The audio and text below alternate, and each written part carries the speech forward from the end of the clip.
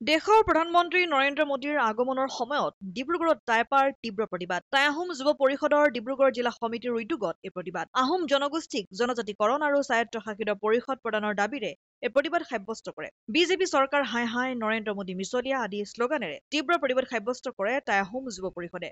আজি এই কাৰ্যসূচীত টাইপা ডিব্ৰুগড় জিলা সমিতিৰ কাৰ্যকৰী সভাপতি দীপাংকৰ দুৱাৰাকে ধৰি কেইবাগৰাকী শীৰ্ষ পৰ্যায়ৰ নেতৃত্বই অংশগ্ৰহণ কৰে।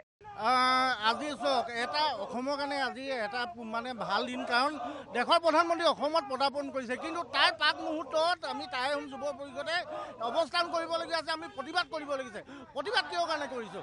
প্ৰতিবাদ এটা কাৰণে কৰিছোঁ, আমাৰ 2014 চনত যেতিয়া বিজেপি চৰকাৰ নাছিল, কংগ্ৰেছ চৰকাৰৰ দিনত গুজৰাটৰ মুখ্যমন্ত্ৰী হৈ থকা টাইমত নৰেন্দ্ৰ মোদীয়ে যেতিয়া প্ৰধানমন্ত্ৰী পক্ষপিত প্ৰাৰ্থী হৈ আছিল, তেওঁ আহি আমাক এটা নিৰ্বাচনী ললিপপ দি থৈ গ'ল।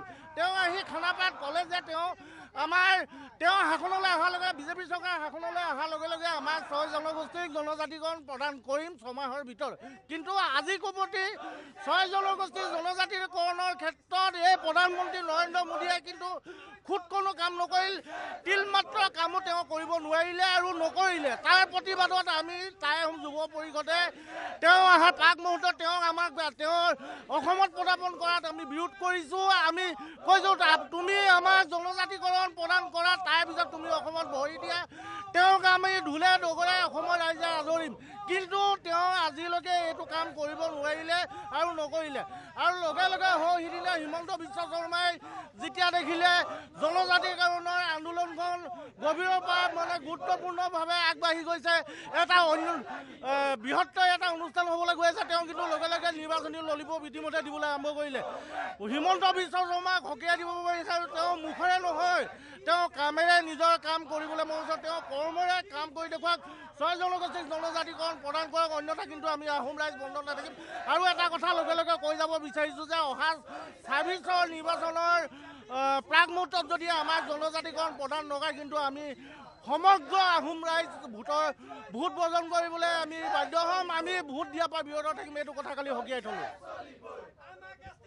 আজি অসমৰ প্ৰতিখন জিলাই জিলাই আজি আমি অৱস্থান ধৰ্মঘৰ কাৰ্যসূচী গ্ৰহণ কৰিছোঁ, কিয়নো আজি আমি 32 বছৰে আজি টাই আহোম জনগোষ্ঠীৰ জনজাতিকৰণৰ স্বায়ত্ত শাসনৰ দাবীত আমি প্ৰতিবাদী কাৰ্যসূচী গ্ৰহণ কৰি আছোঁ।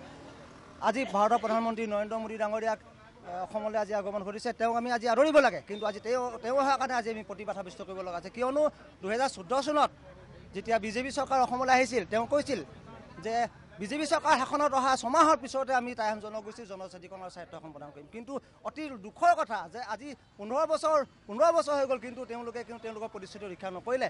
তেওঁলোকৰ প্ৰতিশ্ৰুতি আজি মিছাত পৰিণত হৈছে।